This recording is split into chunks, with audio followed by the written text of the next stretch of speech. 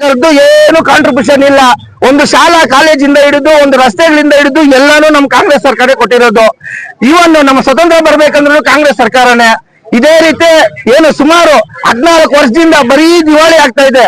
ನಮ್ಮ ಮೋದಿ ಸರ್ಕಾರ ಸುಮಾರು 13ನೇ ವರ್ಷ ರನ್ನಿಂಗ್ ಮಾಡ್ತಾ ಇದೆ. ಯಾವುದೇ ಕೆಲಸಗಳಾಗಿಲ್ಲ, ಏನು ಮಾಡಿಲ್ಲ. 2 ಕೋಟಿ ಉದ್ಯೋಗ ಕೊಡ್ತೀರಾ ಅಂತ ಹೇಳಿದ್ರು. ಸಮಯ ಎಲ್ಲಿ ಕೊಟ್ಟಿದ್ದೀರಾ ನೀವು? 2 ಕೋಟಿ ಉದ್ಯೋಗ 15,000 ಉದ್ಯೋಗ ಆದ್ರೂ ಕೊಡ್ತೀರಾ? ನೀವು 13 ವರ್ಷ 12 ವರ್ಷದಿಂದ PM ಆಗಿದ್ದೀರಾ. ಈ ದೇಶಕ್ಕೆ ನಿಮ್ ಕಾಂಟ್ರಿಬ್ಯೂಷನ್ ಏನು?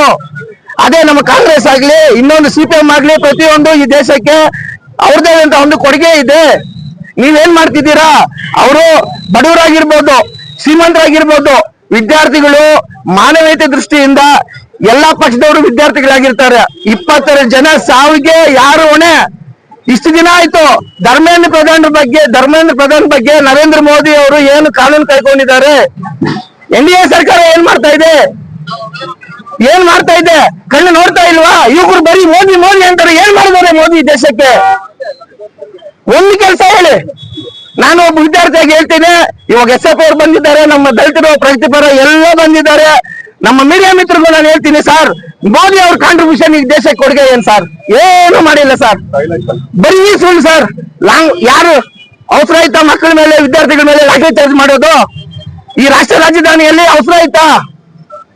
ಒಟ್ಟಕ್ಕೆ ಒಳ್ಳೆ ವಿದ್ಯಾವಂತರಾಗ್ಬೇಕು ಈ ದೇಶವನ್ನ. ಸರ್ ಇಂದಿರಾ ಗಾಂಧಿ ಅವರು, APJ ಅಬ್ದುಲ್ ಕಲಾಂ ಇದ್ದಾರೆ, ಅವರಲ್ಲೂ ದೇವೇಗೌಡರು ಎಲ್ಲ ಈ ದೇಶವನ್ನು ಆಳ್ವಿಕೆ ಮಾಡಿದ್ದಾರೆ. ಅವ್ರ ಬಗ್ಗೆ ಯಾವ ರೀತಿ ಈ ತರ ನಡೆದಿಲ್ಲ. ಯಾಕೆ? ಮೋದಿ ಮೇಲೇನೆ.